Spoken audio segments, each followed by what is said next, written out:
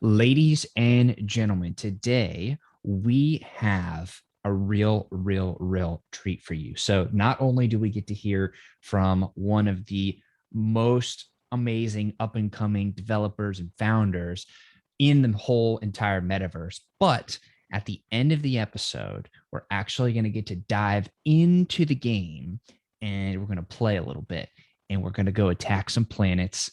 We're going to build a little empire of our own. It's going to be a whole lot of fun. So make sure you stick till the very end for that. So, anyways, without further ado, thank you so much for coming on the show today. I would love to know, what is your story? Hi Ben, yeah, thank you for letting me here. So yeah, a bit of background for me. I'm a game dev, so that's where I come from. And then I discovered Ethereum like in 2016. And now, okay, and I remember the title of the website. It was back in 2016, 2015, where like Ethereum was saying, build unstoppable application. And so for me, it was build unstoppable games. And so that's how I wanted, I get started. And at the time, I also realized, oh, actually, we can't do much on this virtual machine. So we have to do some interesting tricks. And it also reminded me of building games on the calculator, kind of how can we do stuff with very limited power.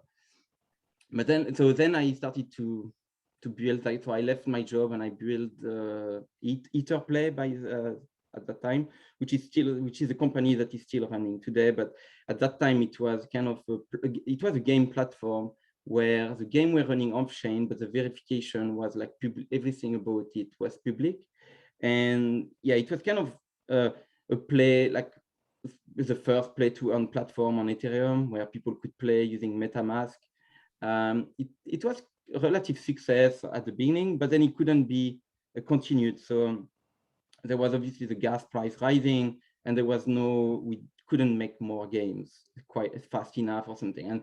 And basically, at that time, I had to find other way to continue my work. But I kept exploring games and blockchain since then. I never stopped. So, and then I joined Sandbox like 3 years ago.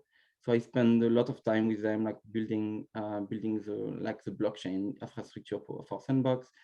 And at the same time, I was exploring different things on my spare time. So I did Eternal.world with a friend, Gia, and then I worked on other, many other projects, NFT related or not. And then lately, I mean, I've been starting this game called Conquest. That's what we'll show later. And so I decided to go full time for that. So I left Sandbox and now I'm working on this. I've set up a team as well. So now there is a web developer, an artist, and the goal is to make, basically an unstoppable game of strategy and diplomacy. And yeah, that's where I am at right now. So, I want to take a step back because I think your history and your your career is incredible. We kind of went over that. So it looks like you worked with EA for a while, like Electronic Arts for a little while, and you were with a bunch of different a bunch of different companies. Like, that's amazing. Like, you were a game developer, senior game developer, lead blockchain developer. Like, how did you develop your chops, your technical chops? Like, how did you get into the space of being a creator, a builder in the first place? Yeah, I mean, I think, yeah, I've been always interested in building software, especially games, because they were, to me, more interesting. Like you could, yeah, just, it was fun. The result was fun and the building of it was fun. But I was always into the whole stack. So not as a game, you have to be on the front end. That's basically the front end. The game is the front end. You have also to care about user experience. It's like basically what the game is. It has to be. I mean, it has to be fun. But I was also interested in like backend system, and so I've kind of delved into all that. So when then my first professional like job was like at Playfish, like the studio which was just bought by Electronic Arts. And then after that, I realized, oh, I want to explore. So I spent actually 1 year away and building my own thing, but this didn't went anywhere. So I went back. Then I worked for King, which was like building a casual game on mobile. And yeah, but on my spare time, I was always exploring different things. And so when I found about Ethereum, I think I was already ready in the sense like I understood, all the infrastructure, and the smart contract was just a new piece into the whole ecosystem. That's amazing. So I feel like a lot of people, they want to be a part of either Ethereum or the blockchain, or they just want to get into the crypto ecosystem. And maybe they're not a developer, but they're like, should I become a developer? Do you feel like it's ever too late for that, or like there are other ways if somebody doesn't have any experience as a developer that they could get in it besides learning how to program and how to code? I think, I mean, as a developer myself, it's obviously difficult to imagine what other would come. But I met people who I was surprised to learn that they don't code. They have a big understanding of the whole thing, better than some developer even in the space, I think. So I think there is definitely space. I mean, actually, even I think you can also be a developer and not have the vision enough to understand what is going on, like because it's a lot of also economy with all the systems. It's a bigger. I've also in game industry, you met game designer who also are not coder, but they have a good systemic understanding of what can be done. So I don't think it's specific to developer. Yeah, I think that's what I would imagine. I think you can, and it's. I mean, everybody says they feel late. I felt late in 2016, and so like people saying now they feel late, like in 10 years later, they will probably feel early then or something like that. So yeah. So it's still a good time, even if if you're getting fired up about it, or you're young and you're still kind of figuring out like what you like to do or what you want to do. Like it's still a good time to get in and to start learning and being more of a developer. Yeah, I think it's for game, especially like it's the best time, I think, because now things are getting there for more scalability. I mean, I'm especially interested in on-chain games. So in Conquest, the whole game run on all the logic is run on the blockchain, and we are getting to the point where it will become more viable and also more decentralized. So that's really interesting time to actually to get started, I think. That's so exciting. It really is exciting. And obviously I'm completely biased because I started the Crypto Gaming Institute, but like it's such an exciting time for crypto gaming in and of itself, because the world finally sees the potential of this. And yeah, markets are going to ebb and flow, and some people are going to get in, some people are going to get out. It's just a natural function of churning within an ecosystem. But I feel like we finally are hitting it mainstream, and people are really starting to realize the potential of this. Do you see, like, where do you see that bringing us as an ecosystem? Like now there are more eyeballs on us. There are many, many, many millions, billions, trillions of dollars that are going to be entering the space. Like, what do you see as the implications of all of that? I don't know, to be fair. Like yeah, it's because I mean there is a lot. I think money is a tricky thing. I mean, um, it's one ingredient for some things, but it's also, I mean, we can see in crypto there is also bad reputation, there is scam and other stuff, and this is what money brings also. So it mainstream to me personally, I don't focus on mainstream. I've never really I thought it's not my job. Like someone do it. I don't. I it's fine. Like I focus on a game that is maybe niche, but that people can interest, and then mainstream come. That's great. But so I've never really thought about that too much about what all this stuff will bring. But it will bring good and bad, I guess, like everything. Like you. So I guess we need one thing. Maybe we need to be careful of we need people to keep decentralization at a core element to it, because it's easy to, I mean, I can see, I think, I'm not saying like, I mean, there is never right or wrong answer, but personally, I would like to see more decentralization than there is today. But I also understand that the power of token economics and how we can create communities. And I think this is a very important thing about the Web3 space. But personally, I prefer when these token economics also go together with something where actually there is no one control. Because I mean, except of course the people who want the token, etc. But today we see most blockchain games are actually still like server operated, and so I mean, it's going to be a long journey, but we need to remember what we wanted in the first place. Yeah, that's how I see it. I agree.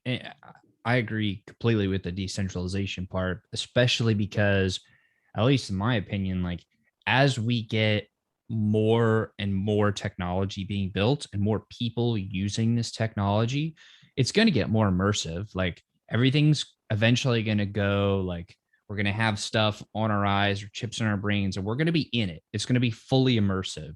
So, like the thought of one small group of people, like a centralized authority, being able to then control that experience that we're fully immersed in, like, no, absolutely not. Because what I mean, think about how much our brains are going to be like plugged into that system. If you have somebody who could like flip a switch, I mean, that's like Sword Art Online. I'm not sure if you've seen that show, but like it, basically like they trap people in there, right? So like I'm a huge believer of this technology, obviously, and I love it. I do think though it's important to keep it decentralized so nobody can fuck with us when we're in it and when we're using it. Yeah, I mean, actually, I mean, about the immersion thing, I mean, I agree that the VR stuff is really interesting, and maybe in the near future we can go as far as you just described. But I think immersion is actually not about what you see or what you hear. Actually, I think immersion, I think what the metaverse is really, or I mean, this word now has been taken, I don't know where, but it's about what is independent of you. It's like another reality, because what we say reality is because it's independent of you. But it doesn't need to be visual, actually. And we see that, I mean, with tokens, like, or loot I think is a great example where something become real and we have a new object being created out of nowhere. I mean, not nowhere, but from a community. And so immersion is about being able to lose them. So I think that's where game for me come into play, because we see this token, but most projects are afraid of putting this token at risk for the player, because most owner, at least in the Web3 space, are thinking that they own this token and they should always own it. But for me, as a game developer, I think this is a perfect opportunity to say, actually, wait a minute, you own this item, but it's part of a game world. And in this game world, someone can kill you and then take your item. And I think that's very interesting. And in Conquest, it's exactly what happened, because you are putting at risk this token, this dollar basically value, and it makes you immersed into the game. You are, as soon as you have that, this game doesn't run when you're on the screen. It runs all the time. It never stops, because it play while you are sleeping.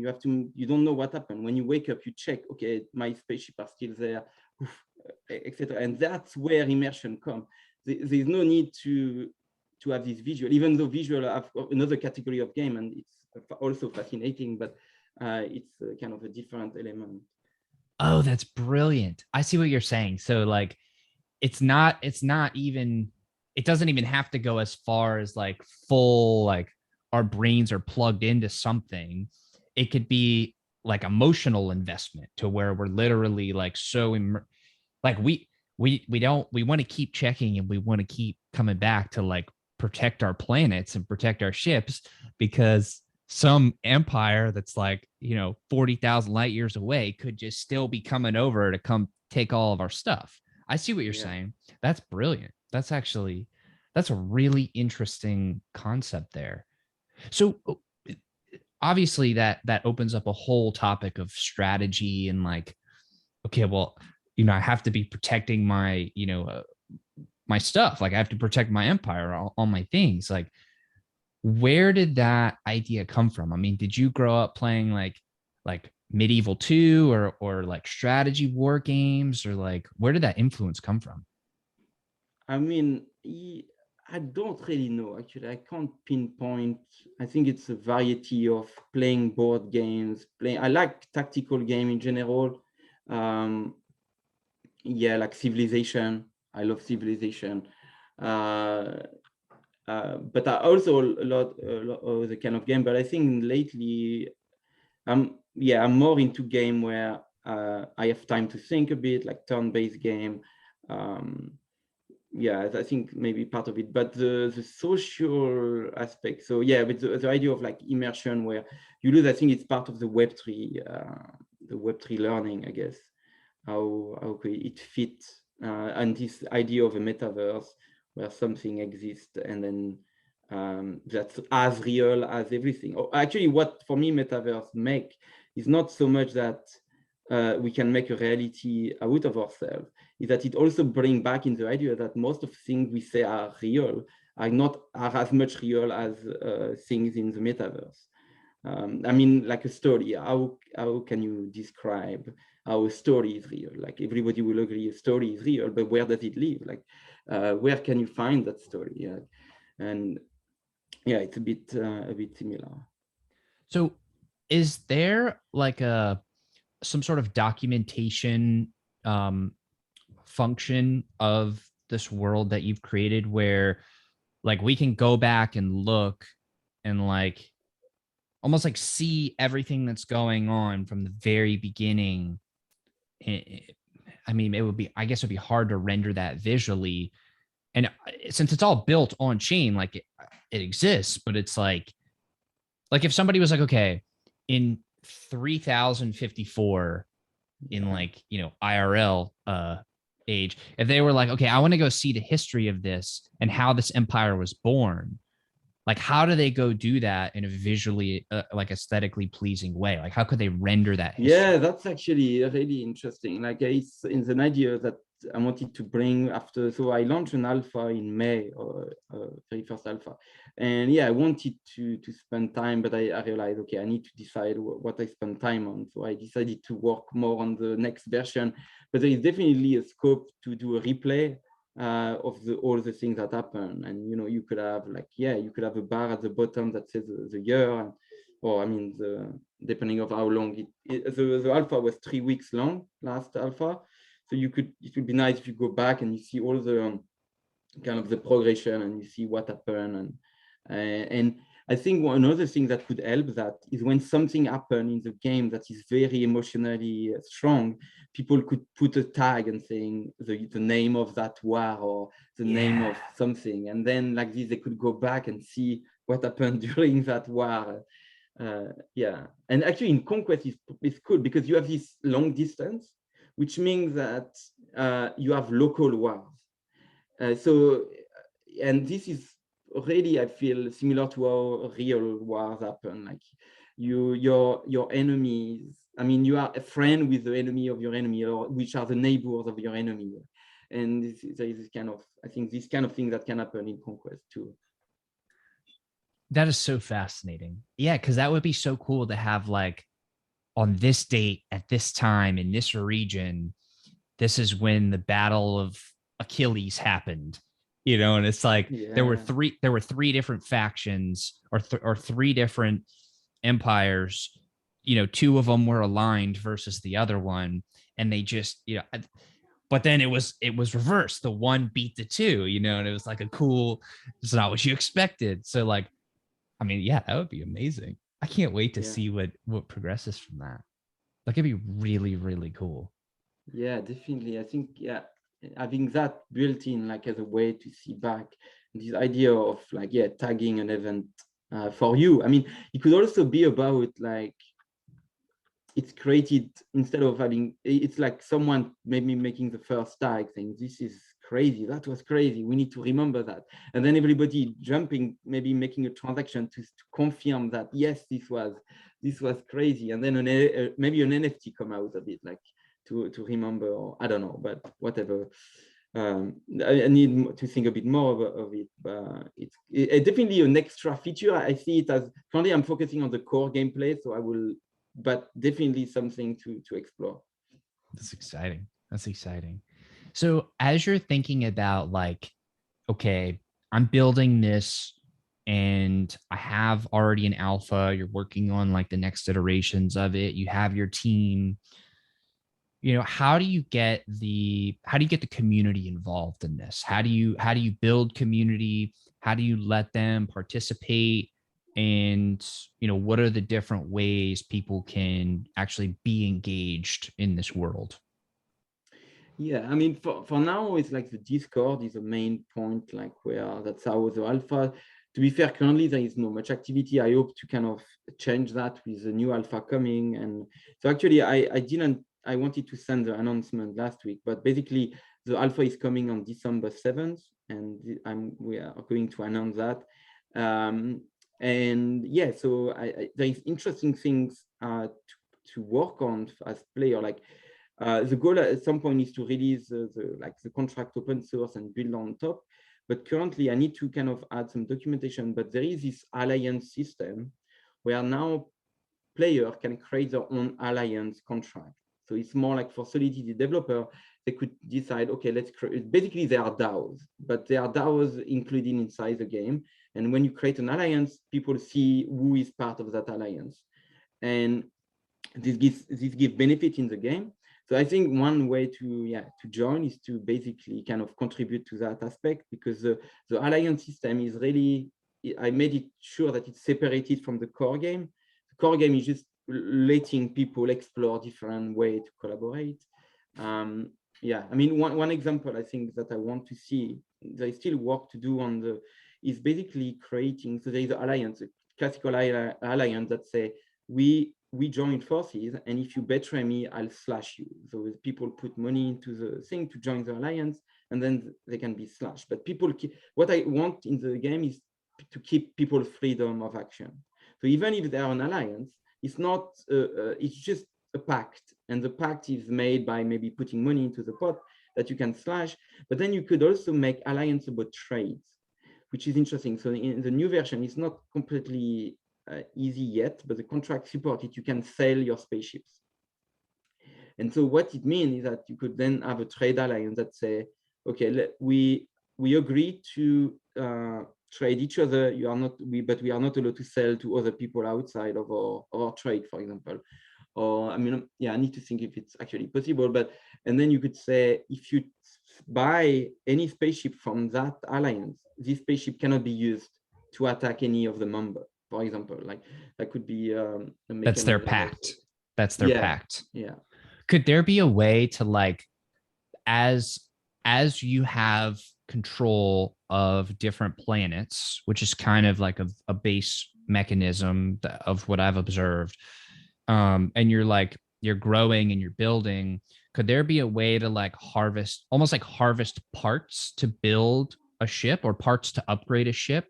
And that could almost like spur on its own little economy, because people are going to want to buy and sell those parts. Like they may want to upgrade their ships. So they may have like 100 upgrade parts, but only 50 ships. So they want to upgrade their 50 and they want to sell out the other 50 or sell out 25 so they can buy more ships and then upgrade. You know what I mean? Like, is there a way to almost I mean, for shard now, so I think there is different directions the game can take.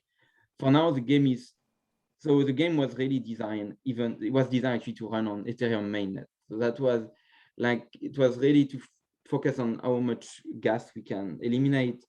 And actually that was a good thing to kind of focus on the core game. But I think, yeah, there's definitely next iteration could explore different idea. One idea was not about parts, but it can maybe join to something similar, is that it could be that planets have artifacts and that are NFTs that give you special ability, or that give you extra power. And so this, because currently the game, as I showed you, is zero sum. Like you put money, you can lose money. If you win money, it's because someone else lost money. But if you add these extra things that get generated, suddenly become positive sum, and that obviously attract more player. So yeah, this is definitely a route that could be taken. And I will, yeah, I'm sure I will explore that like a bit later. But and the idea of parts, I didn't thought about that. I thought about like upgrade of planets, but this could be also another mechanism. The cool what I think about with artifacts is like obviously people will want to control them, and it should give some sort of bonus. Like it'll give your ships plus 2% attack power or something equivalent to that. But there would almost have to be a way like for another empire, if they want your artifact, like they should be able to come and fight you and like take control of the planet that then gives you control of the artifact or something. Yes, yeah, definitely. Yeah. Mm-hmm. I see. Yeah, That's yeah. I awesome. always, everything that gives you power in my game should give you risk, because that for me, that's a solution to money being the whole power only. Because in conquest, like it's interesting. Like if you have $1 million, you could definitely buy a lot of planets, but you are also putting yourself at risk, and you have a big empire to manage them. And so, okay, you have an advantage, but you're also in risk. And and actually, that's what is so cool about this game, I think, is the fact that you are encouraged. You have no choice but to collaborate. And so that's, I think, where this game, I really want to see it, because how people, that's what we saw in the alpha, like the people who won the first alpha were actually the strongest alliance. And I remember they were sending me to get them the reward, they were sending me their address. And they were like, I was telling them, hey, you put the wrong address, the same as someone else. And because they actually had to share the proceeds because they were collaborating. So that was a fun thing. And now in the next version, the alliances will be visible. Because so in the previous alpha, there was no difference between, you could be together, but it was just off chain, like it was outside, there was nothing. And in the new version, what I did is that I say, okay, if you are not in an alliance, you can help each other, like you can send spaceship to each other, but you have a tax. You basically, currently it's like 25% of your spaceship get burned. But if you are in a public alliance, you can send 100% of your spaceships. And so the goal here is that to make sure that people publicly declare their alliance and to make it more fun. Because obviously, like if you can see on the map that these two are together, it's more fun. Like you have things to talk about, and the battle of Achilles suddenly become not only about these two people, but these 4 or 5 alliance which just got created to beat maybe the evil empire of whatever. Yeah, something like that. That is cool. That is so cool. I like that a lot. That's amazing. So where do you, and I know I want to get into the gameplay soon, and I appreciate your time this far.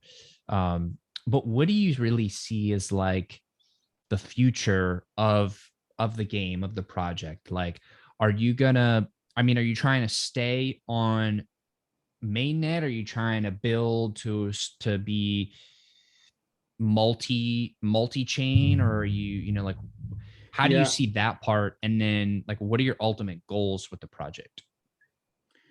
So I mean, so basically, conquest, the way it works is it fits very well with this idea that you have conquest on optimism, conquest on arbitrum, conquest on matic, and actually you can even have multiple versions of conquest on the same chain, because you could have say, actually this rule is not very good, let's build, or maybe some player prefer another rule.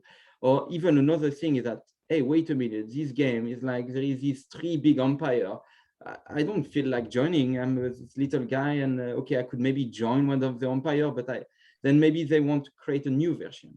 So that's where maybe the future will be. Is like the future could be where actually anybody can deploy their own game. The only thing I want, I guess, is to keep in somewhat consistent, and or kind of have a way to bring back to Etherplay, because one goal that I could see coming is where like, so the way the business model of Conquest is that while the DAI is stuck on the planet, it's actually invested into some like Yearn, where, so basically you get like 8 to 10% interest, and these go to the fund of Etherplay.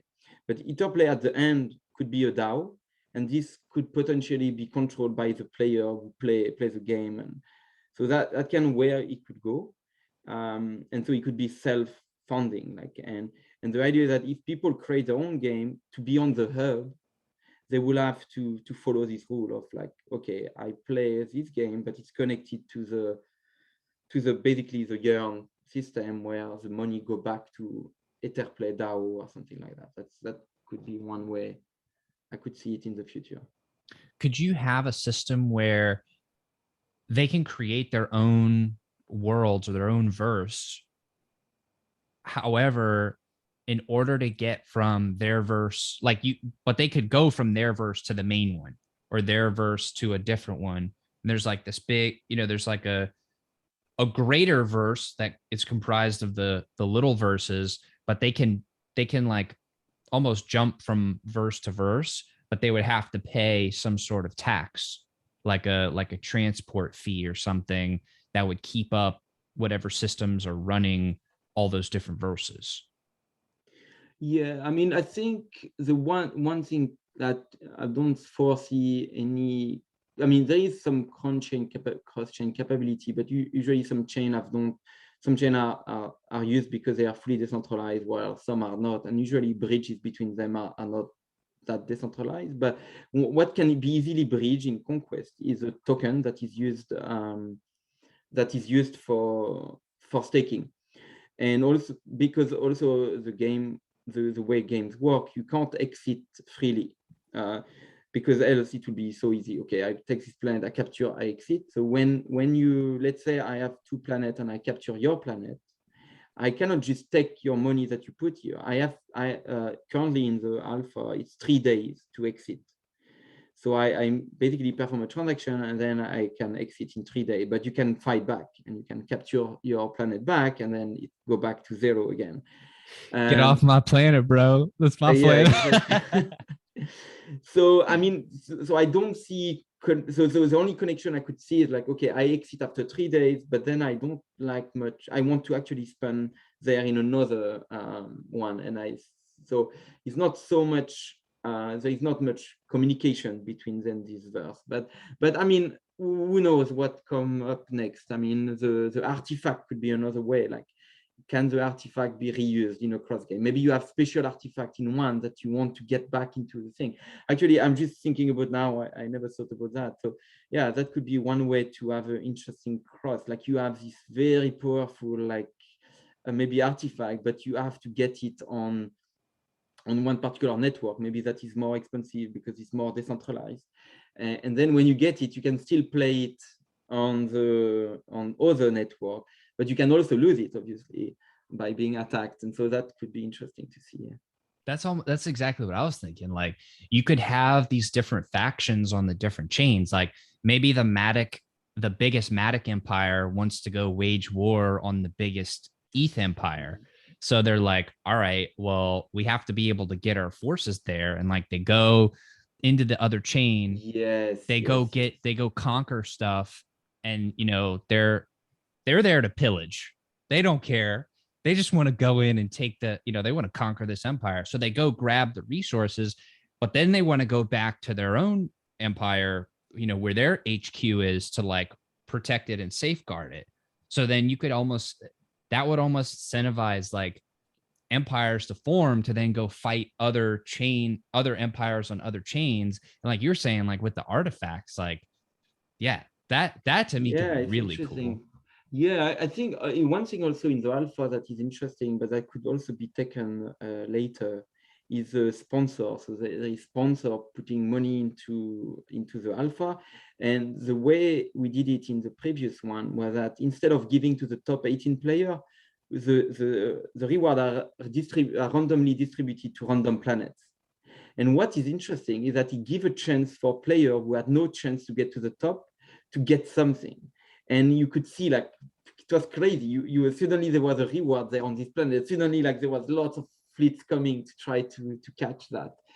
And so it could be also interesting, like, for example, with the funds that get generated, this could be used to set up a tournament. Like, you say, hey, there is this planet with, I don't know, like $20,000, and let's go. Who is going to get it? And then you have this empire coming, and yeah. And also what you mentioned make me wonder about one thing. It's like, it's tempting, like, for example, of our planet, I could make them NFTs. They are technically, they have a one owner. The reason they don't make sense as NFT is that if you sell them, nobody knows that you're actually going to catch it back right after it. And so if they are, I don't think they benefit too much in being standardized, because while you could sell them, they require trust in any case. But I was thinking the artifact could get outside of the game and you could trade them. But the cool thing about not being able to do that make it more interesting, because that's what you say, like, you have something to protect all the time. You can never say, oh, I got this artifact, now I'm going to sell it on marketplaces. It's still there. If you sell it, you have to sell it inside the game, but nobody know that you're going. Yeah, so it's interesting.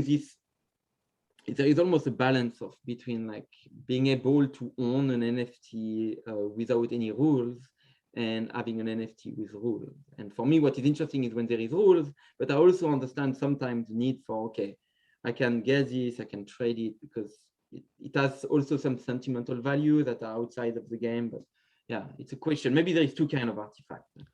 So maybe with the artifacts though, like, maybe let's say I go conquer a planet and I find like the sword of 1,000 truths, or just something cool, like some artifact.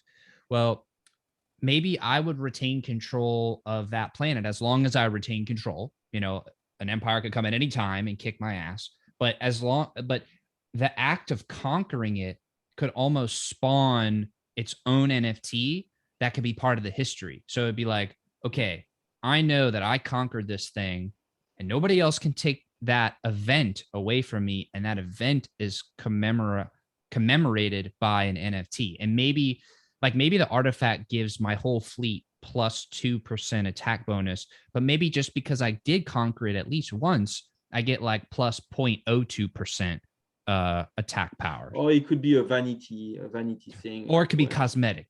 Totally. Because that would fuel Yeah. secondary markets. It's interesting because you mentioned, like, yeah, this idea of like having a record. I was thinking to do that for capture, like staking on planets, but actually it's probably more interesting to, when you, let's say you lose one planet, the winner, the account that managed to get your planet get an NFT commemorating this event. But you also, as a loser, maybe get an event and another NFT that say you lost that battle, and it brings back to the idea of like having a name on this battle. Exactly. Because suddenly you have a crucial, because usually in a battle you have a crucial planet that was like the one that you had to capture to get an edge on the enemy. Mm-hmm. There's such a world of fun I see in the future of this. This is so exciting. So, okay, I want to jump into the demo. Yeah. So let's do that. So for everybody who is listening on a podcast platform, this next part is going to be a little hard for you to fully like see because you're audio only. So I'd suggest hopping on over to one of our video platforms for this part of it. I'm going to do my best to kind of talk us through. We'll both do our best to kind of talk us through it, but just know there is going to be a visual component to this demo. So if you are on a podcasting platform, hop onto a video for this one piece, or listen through and then come back later and hop on. I just want to, for our audio only listeners. So let's, yeah, go for it. Cool. Yeah, so that's basically the game. So it's like a map of space with like an infinitely scrollable space with planet everywhere.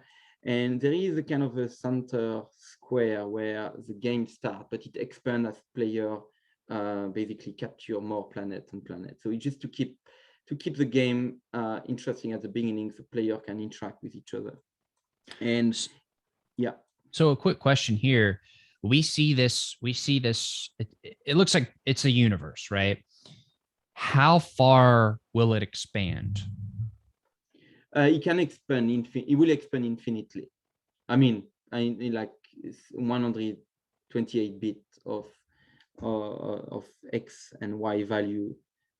So yeah, basically in practice, infinite. I mean, the front end will not support that much, I guess, currently, but yeah, in practical purpose, it's like infinite. Amazing. Amazing.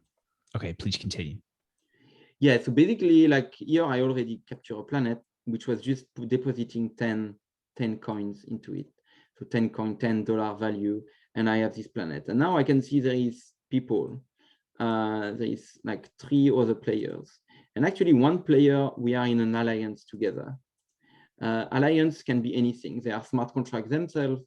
And for the demo here, the contract, the alliance is quite simple. There is an admin, and the admin can bring anyone into the alliance. So this one was already set up, and I can help my friend basically by sending a spaceship to it. So I decide how, and that person will receive. But here I want to attack. I want to attack this guy actually. And I'm going to select it and then select my planet, and I decide how much I send. And after a while, I realize, okay, with that, I can capture it.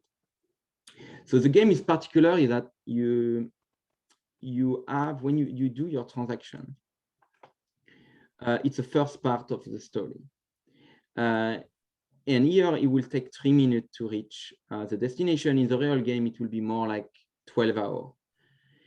And in order to simulate actually moving your army and your fleet from wherever they are to go attack, because it's not reasonable to think that they're just going to blink over there instantly. Like they have to travel there, right? Yes, and it's also an interesting element to it is that while I see my fleet moving, nobody is seeing it. Nobody else know where I'm sending the spaceships. So that's a very interesting component for alliances, because I could actually attack my ally. They don't know. Yeah, for example, actually, by default I give because the game detects that I am the ally, but I could actually attack him if I wanted to. And he will not know. He will not know until the ships arrive, the spaceships arrive. So for example, like now I'm switching to the player being attacked, and you can see, so one thing I can do, okay, I have to sign in, and I have to set a name. That's what you will have to do so that people can contact you, because this game is really a social game. Like in order to win, like as I mentioned, you are better off joining forces. But let's say, so now I am this player and I can't see this guy, but I can see something. I can always click on traffic to see what have been done on this. And I can see that there was 72,000 spaceships sent 1 minute ago. And I might be worried, like maybe it's me.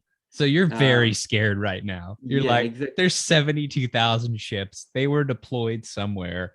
I'm the nearest planet and I'm not in an alliance with them. So there's a big chance I'm getting attacked right now. Exactly. And so I could do 2 things. I mean, I could see that I could attack him actually, because my spaceship will go. I could do that, but I will not do that this time, because actually there is a replay protection, front-end protection in place, front running protection in place. So you can't, because it's a technical detail, but technically when the other player, I'm go back to the attacker. Yeah, to the attacker. And when I will confirm that transaction, everybody will see, because it's on the public ledger. So everybody sees that like it's on the mempool basically before it's on the ledger. So people will see, oh, he's resolving the attack. He was really attacking me. And if I could see that, I could escape. Okay, I knew I would lose my planet anyway. So then my best strategy is to just go somewhere. Go attack his planet, because he just sent his fleet to get you. Yeah. You go right back to where he sent that big fleet from. So yeah, exactly. And so to prevent this action, you have a delay where if I were sending my spaceship now, they will actually be still attacked while being away. So here, so there is a little graphical bug here, but basically what it means is that my fleet arrived. And here I have to confirm, I have to do a manual transaction, but there is I will do it. But you can enable a service that will do that for you. So I'm going to show it. But basically now the attack is going to perform, the transaction is pending, and bam, I capture the planet.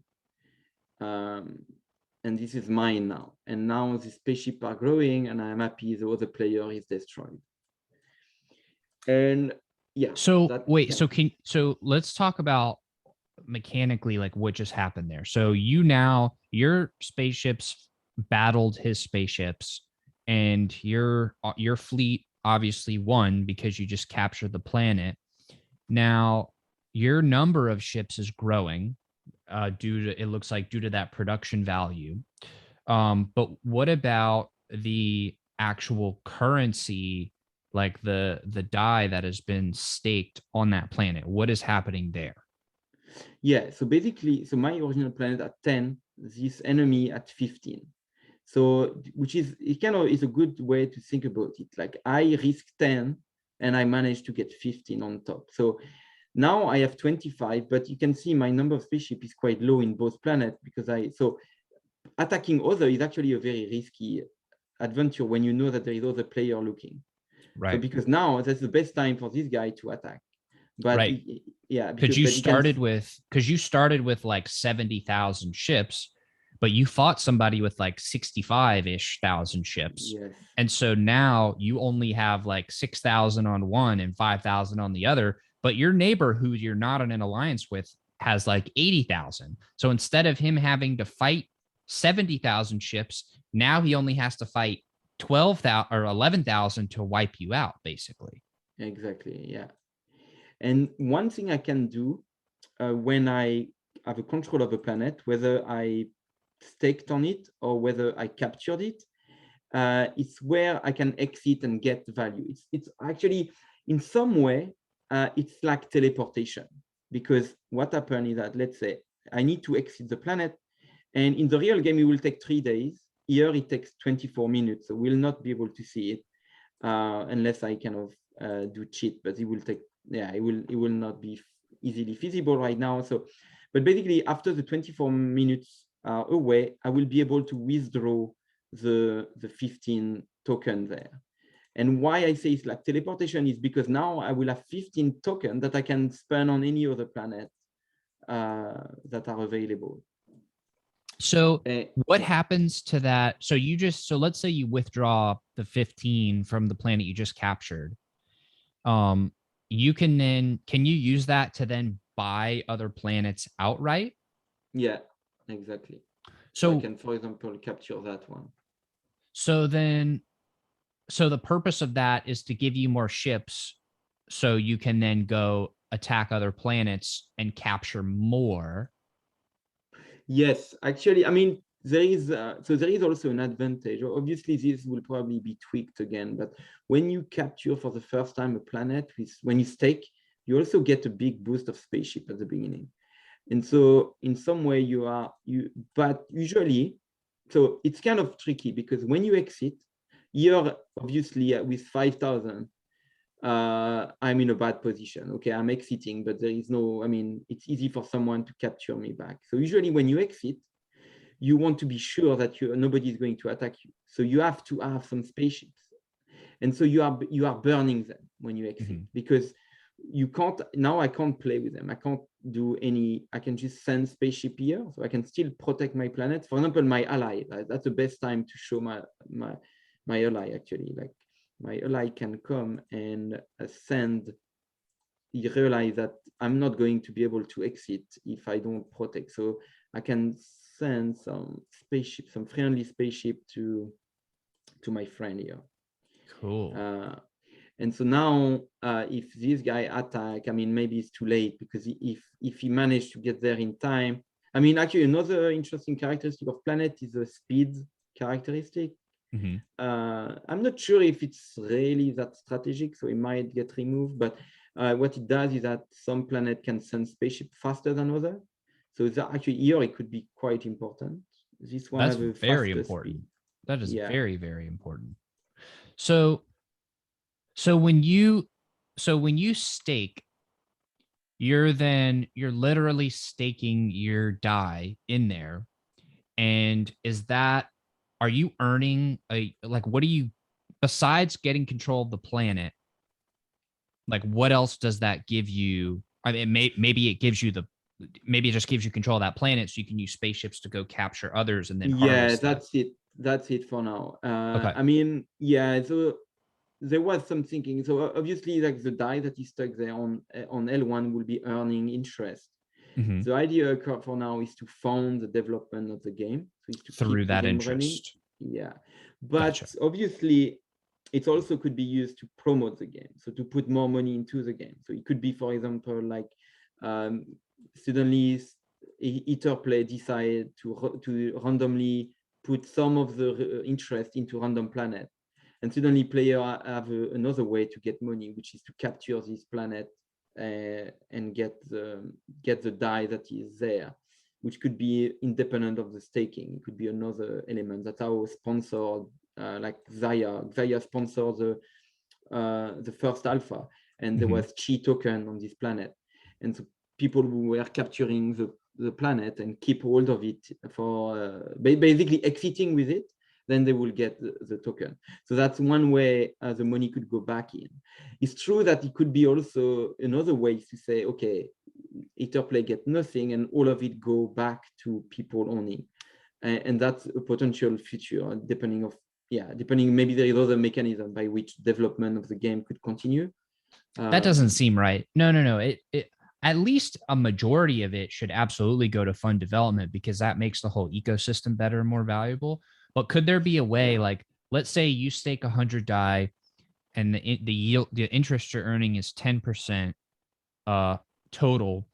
Is there a way that you could send like the development is 8% of that yield, but then 2% actually stays with the player so they can grow the amount they're staking over time as well, or some way where Yeah, I mean, that's definitely a possibility. One thing that was is the perfect scenario was that the cost will the reward to the player will equal the gas cost that they are spending to send the spaceship. That will be great. I mean, Mhm. if we could have a high level, like, but I don't think it's, I mean, depending of the chain, in some chain it might be possible. I'm not sure, but because then it would be great. Like you could play for free because currently you are risking two things. Like, I mean, no, it's not that you are risking two things. You are risking your die, but you are also spending money to play the game Right, in because the of the form of gas fee. gas, Yeah. So but the yeah, the rewards are idea of there. The rewards are there. yeah, I mean, I think it's fair enough. I think, I mean, the game itself, it should be the reward. But obviously, that what you just said, like there could be a mechanism where they get paid a bit, and it might be enough to cover at least some of the cost for them. But also, like I mentioned, the idea of artifact could be another addition to the game, which makes that spending money on gas it's balanced, is counterbalanced by having a new different economic model that reward players. So for the planets that are there but they're not captured, um, where is that die coming from? Okay, so no, there is, so in this the planet who have nothing, the value here, it should probably be maybe a different color, but it's a stake that you need to put. There is no stake on it. That's the price to go get it. Yeah, the price that you need to deposit to get control of it. Now, what if you Basically, just attack it and you don't? yeah. Okay, so it's indeed you can actually send spaceship there. You can actually so you can send spaceship to any planet. The reason why it's possible is because anyway, the scenario where you were sending spaceship from far away to a planet that was on, this planet, it's possible that it exits by the time you arrive. So it means that anyway, it's always possible to send spaceship to a planet that have no production. Mm-hmm. And so what happened in that case? Currently, what happened is that you have to fight the natives. So when you send spaceships there, you are actually going to lose some of your spaceships still, because you are going to fight the native population. Mm-hmm. And what will happen is that your spaceship will stay there, and then you can send the spaceship to attack other destinations. So, but you don't have anything producing more spaceship. So Okay. but there's few things here that might be counterintuitive. For example, so there's still things to explore. One idea is to make the spaceship disappear slowly. That you actually don't have any resource on the planet and you are actually dying. Because I mean, I don't know. I'm still not sure what the best scenario here, but that's currently how it works. So when you stake, that unlocks the production. Yeah, exactly. Okay, so the reason you stake is to increase your fleet so that you can go and capture other things. Yeah. And either you're then unlocking additional planets that you can then increase the production on, or you're going and getting somebody else's planet and you're going and getting what they've staked on their planet. Yeah. Yeah, Cool. basically. So what would stop somebody from just loading up everything on one planet to protect what they've staked and waiting for somebody to go get a new planet and then just go, like, they would find the planet with the highest production values and they're like, all right, we're going to go, we want this planet that'll produce the most ships, and then we'll go and just conquer people, get their die, and then come back to our planet and leave that planet to dust.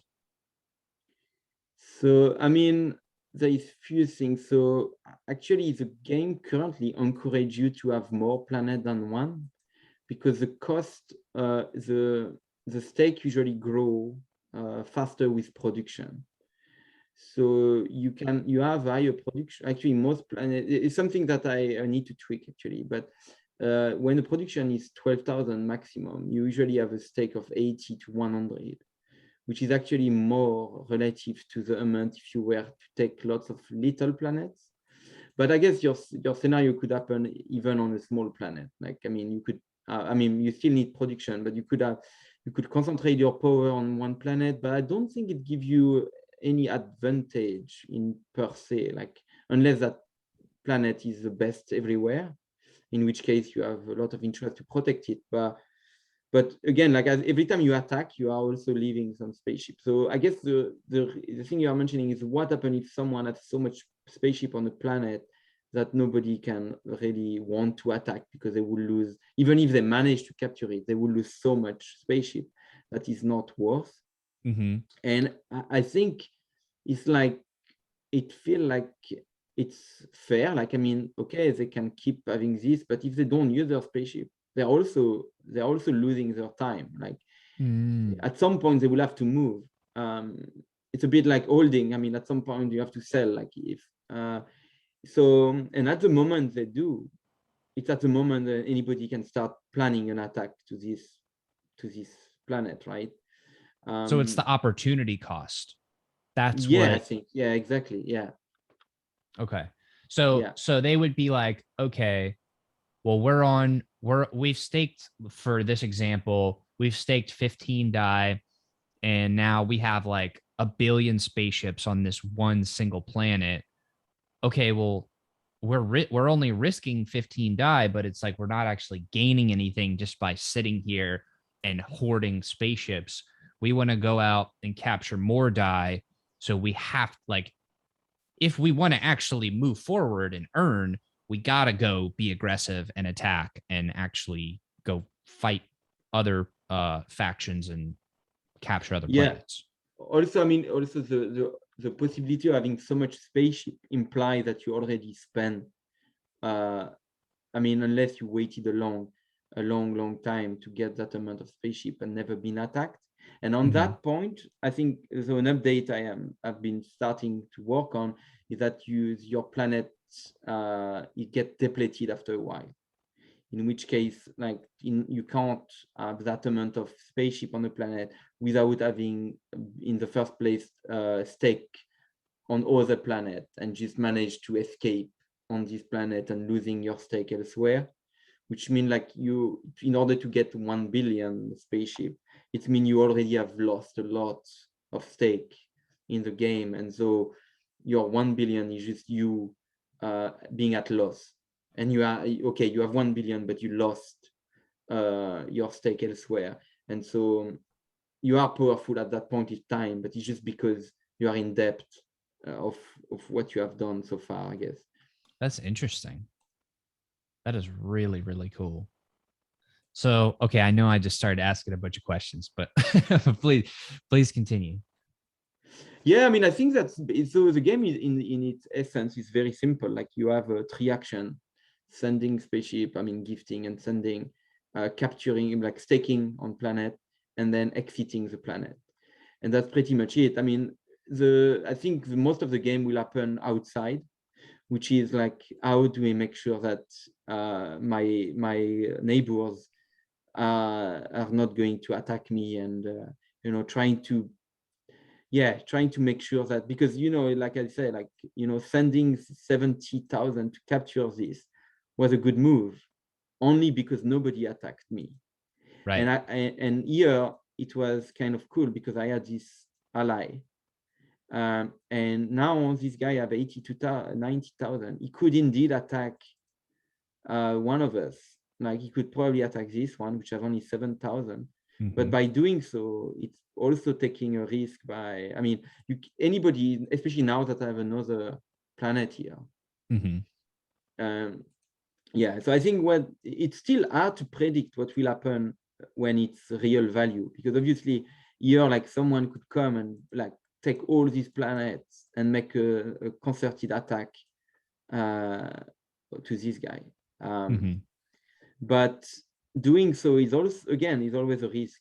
So it's about knowing your neighbors and knowing that nobody have an incentive to come again and do the same thing that you did to that player. That's awesome. Well, I am tremendously appreciative of the demo and of your time.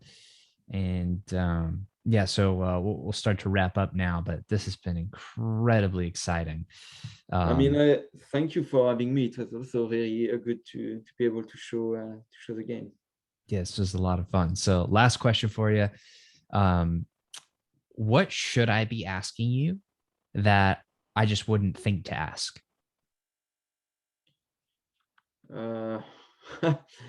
You did, yeah. I mean, we explore a lot of interesting topic, like so. I don't know.